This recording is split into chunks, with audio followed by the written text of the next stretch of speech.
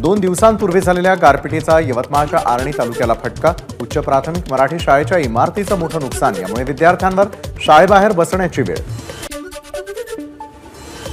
वर्ध्याच्या सेलू, कारंजा, आर्वी आणि समुद्रपूर तालुक्यामध्ये गारपीट। पवनारमधील केळी बागांना गारपिटीचा फटका, काढणीला आलेला गहू देखील जमीनदोस्त। भंडारा जिल्ह्याला काल सायंकाळी जोरदार वादळी वारा आणि गारपिटीसह अवकाळी पावसाची हजेरी, यामुळे शेती पिकांचं मोठ्या प्रमाणात नुकसान। शेतकरी हवालदिल, शासनानं नुकसानीचे पंचनामे करून तातडीनं आर्थिक मोबदला द्यावा, शेतकऱ्यांनी व्यक्त केली अपेक्षा। नागपूरमध्ये 4 पोलीस कर्मचारी बडतर्फ, कामावरती सतत गैरहजर राहत असल्यानं कारवाई। पोलीस आयुक्त रवींद्र सिंघल यांच्या कारवाईमुळे खळबळ। गोंदिया जिल्ह्याला अवकाळी पावसाचा तडाखा। गोरेगाव तालुक्यामधील चोपा गावातील घरांमध्ये शिरलं पाणी, नागरिकांचं मोठं नुकसान। वाशिममध्ये श्रीकृष्ण राठोड आणि इंद्रजित राठोड यांचं समाज कल्याण विभागाच्या कार्यालयासमोर आमरण उपोषण। 26 निवासी अनुदानित आश्रमशाळांमधील अनागोंदी कारभाराविरोधात तरुण आक्रमक।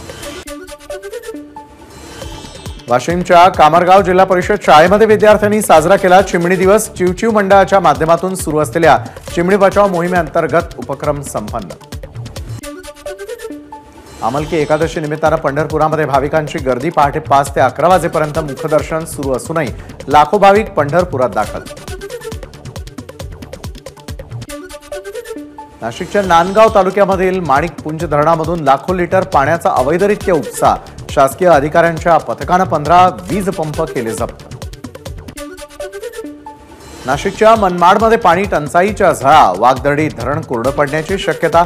शहराला महिन्यातून एकदाच पाणी पुरवठा। पाण्यासाठी नागरिकांची नगरपालिकेच्या सार्वजनिक नळाकडे धाव।